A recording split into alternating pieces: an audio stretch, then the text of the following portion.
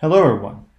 Today we're going to continue our discussion about finding a lower bound for sorting algorithm, especially those algorithms that are only sort based on comparison of the keys.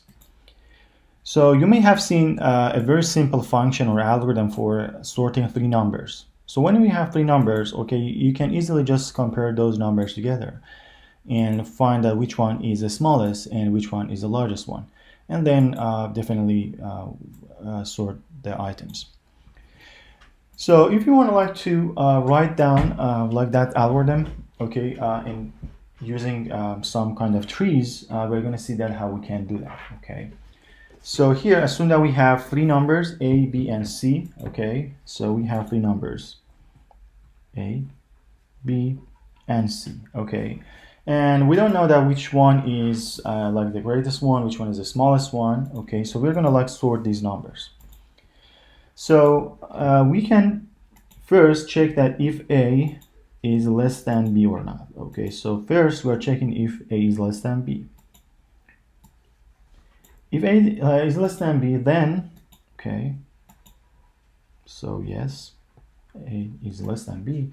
Then we are checking if the b also is less than c. Okay, so check if the b is less than c. So if this is the case, okay, this means that a is the smallest one. Okay, then c is the largest one. Okay, because a is less than b and b is less than c.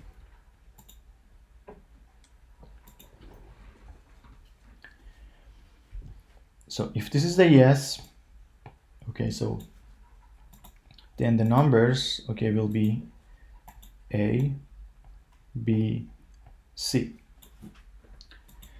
So let's say that the answer is no. So a is less than b, but b is not less than c. And also I forgot to mention that our assumption is that all of these numbers are distinct. Okay, so there is no case that a or b or c might be equal to each other. Okay, so there are distinct keys or distinct numbers. So let's say that b is not less than c. So a was less than b and b is not less than c.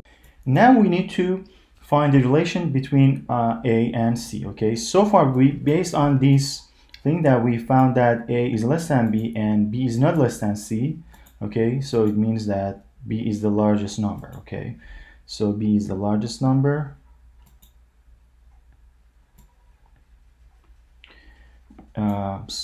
Okay, there's no, so we are comparing a and c. If a is less than c, okay, so a was less than b, and if a is less than c, okay, so if the answer is yes, then we'll have this one here that says that a, c, and b. Otherwise, if the answer is no, so a is not less than c, and first we had a was less than b, so means that c is the smallest number. So we have c, we have a, and then we have number b, or the item b. So going back to the root, first we check that if a is less than b.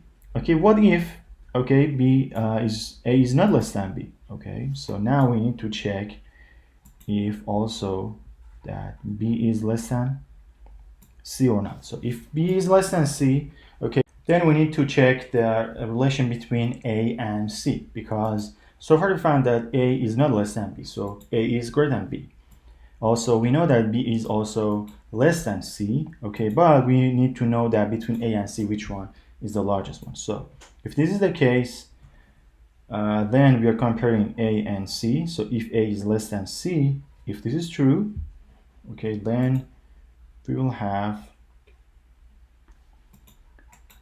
b, a, and c, okay, because b was less than c and also a was less than c. So c was bigger than a.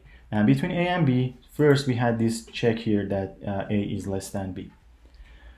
So that was for yes. So if a is less than c, and if the answer is no, okay, so it means that a is not less than c, then a is the largest number. So we'll have number b, or item b, item a, and then item c, sorry, item c and item a. And on the other hand, if b is not less than C. Okay, so it means that C the smallest numbers. It's easy to see that. Okay, so C is the smallest number, and we have number B, and we have number A. Okay, so this tree that we've created here, it's called a decision tree. Okay, because as you see at every node, okay, we are deciding that to which node we proceed. So if the A is less than B, we are going to the left child. If the answer is no, we are going to the right child. Okay, and also the same thing, same approach for the other nodes. Okay, that you're having the yes or no question. So this is called a decision tree. So I need to mention also two concepts here. We have the deterministic algorithm and probabilistic algorithm.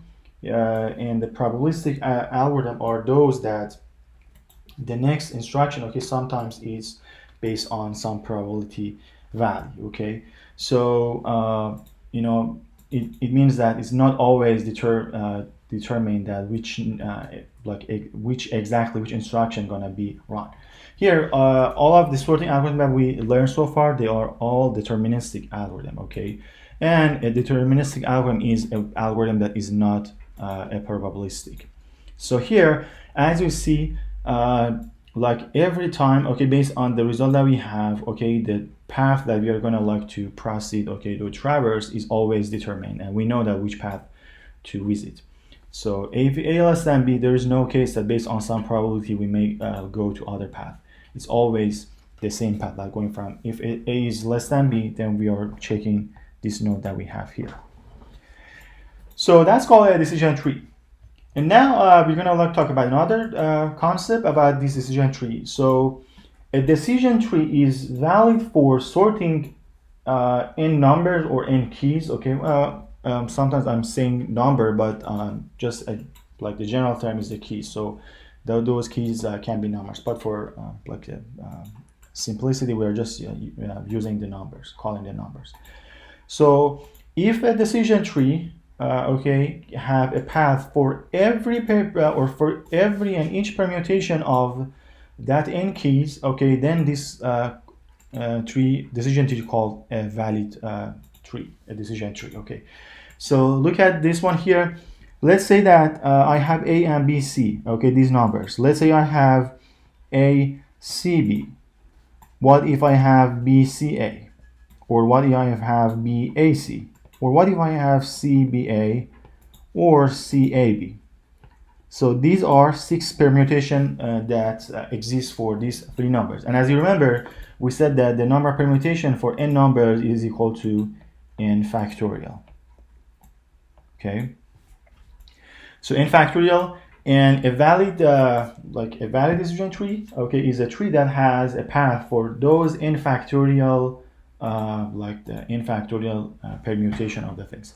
And if it's really easy to see that here, so for all the permutation that we have here, okay, it's possible like to find a path that finally gives us the answer. And these are all the answers, the permutation that you see. ABC here is one permutation, okay, so one permutation is ABC, ACB, CAB, BAC, BCA, and CBA. So you see all of the 6 permutations that exist. Okay, we were able to do to draw it using this decision tree. So next we are going to talk about like how we can do some analysis on this decision tree. Let's look at this decision tree that we have here. That is an implementation of exchange sort. Okay, for 3 numbers, A,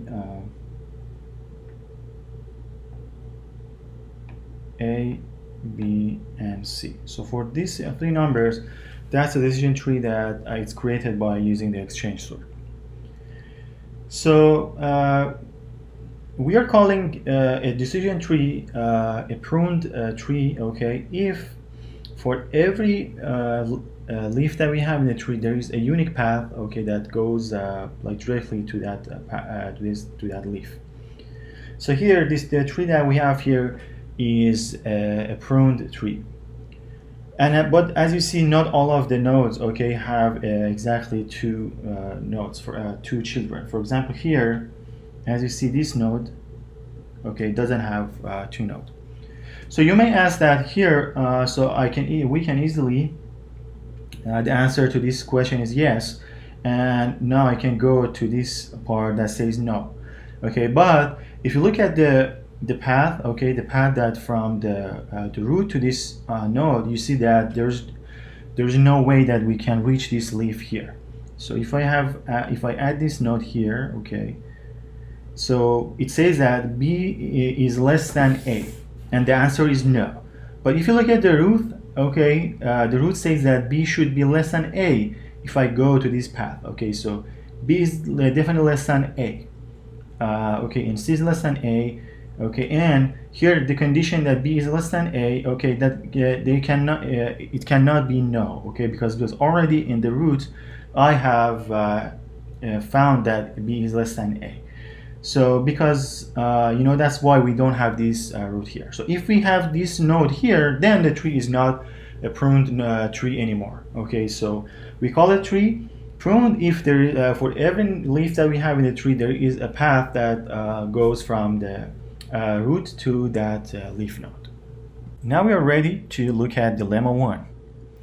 So that says that every deterministic algorithm for sorting n distinct keys has a corresponding pruned valid binary decision tree containing exactly n factorial leaves. Okay, so we talk about this pruned concept that was like every leaf in a decision tree, okay, must have a unique path that goes from root to that node. Also, we had valid. That means that for every permutation of the numbers of those n distinct numbers, we should have a path.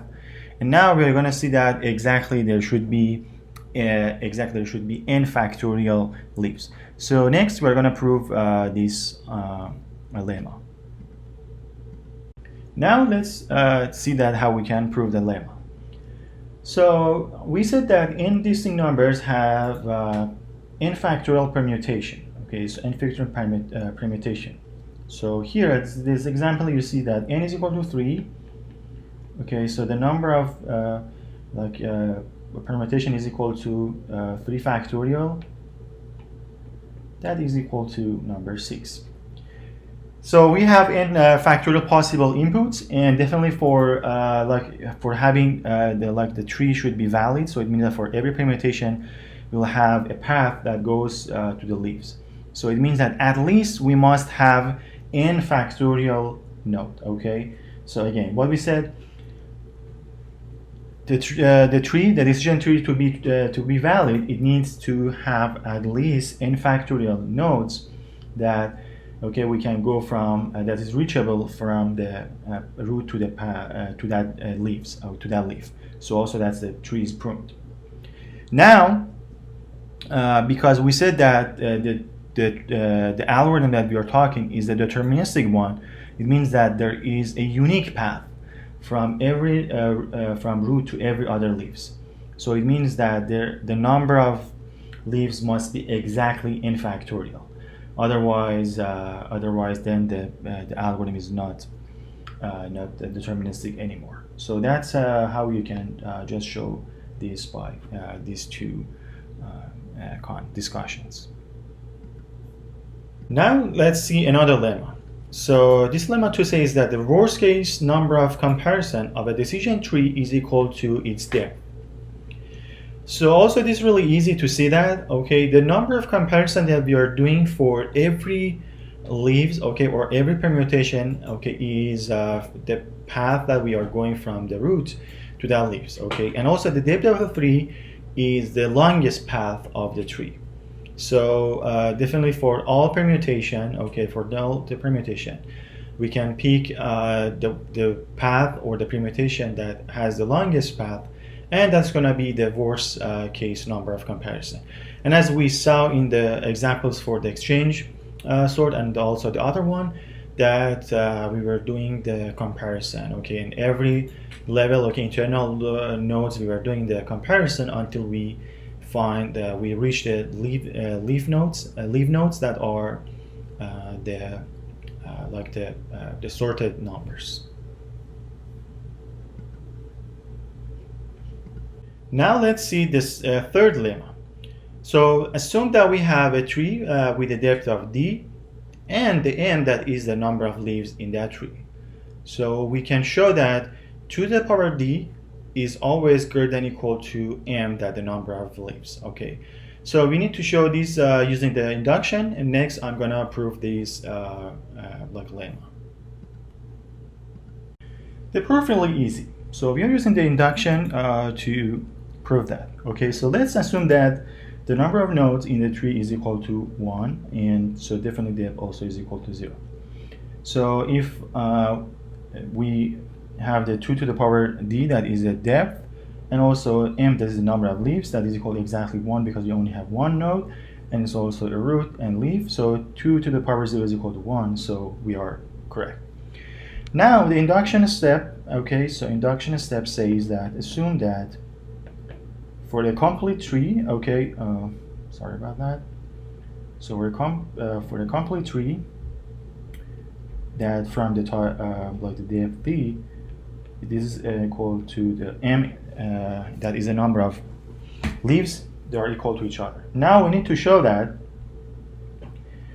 for a tree with the depth, okay, show, now we are saying that show that for a tree with the depth, okay, d plus 1, the number of nodes that we have, this, let's call this m prime, it should be equal to then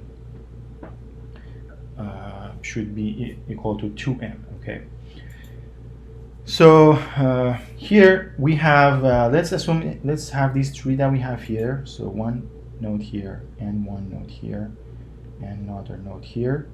Okay, so let's say that we are gonna add like another like level to this node. Okay, we're gonna increase the depth of the tree. So for every leaf that we had, okay, because this is a binary tree, we are adding 2 nodes. Okay, so here, okay, before I had, let's say I had m leaves, right? Okay, and this is because of this the induction step that I assumed, or induction hypothesis. So induction here, I just wrote it. Let's fix this one. So this is the induction hypothesis. Okay, so here, so we had m leaves, and now for every node that we had before, now we are, as you see, for every node we are adding 2 leaves. So here and here and here. Okay, so the number of new nodes, okay, is 2m. Okay, it's really easy to see that. So now we are just need to show that, okay, this 2m is equal to m prime. So 2 to the power d plus 1 is equal to 2 multiplied by 2 to the power d. But based on our induction hypothesis, we said that 2 to the power d, okay, is equal to m. So here we are just saying that this is equal to 2 multiplied by m, and this should be equal to our m prime. And now we like show that that is equal to true. So if now we just take also the log of these things, so we have 2 to the power d is greater than or equal to m. Okay, so one thing that is our assumption was that the tree was a complete tree. Definitely, if the tree is not complete, the number of leaves gonna be less than m. Okay, so definitely this is gonna be also true for those three that are not complete. And so if we just take the log of this inequality, we'll have d will be greater than or equal to the log m and the ceiling of the log m. Now let's take a look at the theorem 2. So it says that any deterministic algorithm that sorts n distinct keys only by comparison of keys must do at least log of n factorial comparison of number of keys. So it's really easy to see that. Okay, based on the lemma 1, we showed that that any deterministic algorithm, okay, that sorts n keys only by comparison has a pruned valid binary decision tree that containing exactly n factorial leaves. Okay, by lemma 3 we showed that the depth of the decision tree is at most log of n factorial. Also, we said that the worst case number of comparison is equal to the depth of the 3. Okay, so, and that's how we can just show this theorem number 2. Okay, now the last lemma for this session is showing that for any positive integer n, the log of n factorial is greater than or equal to n log n minus 1.45 n. So it's really easy. It's reads just a little bit like the math understanding. So definitely we can show the log of n factorial in this way of log of n multiplied by log n minus 1 and minus 2. So we can show this the log in this format as we know for the log basics, the log n plus log n minus 1. And we can show this like expression as a like a summation and a sigma. And so also based on like this thing that we have here, so that is equal greater than or equal to the integral of the 1 to the n of log x and dx. So then this is equal to this number that is equal greater than or equal to n log n minus 1.45 n. So next, based on this lemma, okay, we're gonna show the last theorem for this session. So the theorem 3 says that any deterministic algorithm that sorts n distinct keys only by comparison of keys must, in the worst case, do at least n log n minus 1.45 n. Okay, and so it's really easy to see that. Okay, in lemma 4, okay, as you remember, we said that any deterministic algorithm, okay, that sorts n distinct keys only by comparison should at least okay, like at worst case, at least do n log of n factorial. And we showed also that the log of n factorial is greater than or equal to n log n minus 1.45 n. So definitely any deterministic number then should at least, in the worst case, do this number of comparison. And the reason that we are studying this is because we want to like show that what's gonna be like the thing. So this n log n is some familiar format for us. So in the sorting algorithm, okay, this n log n, that's we are seeing a lot for the time complexity of them.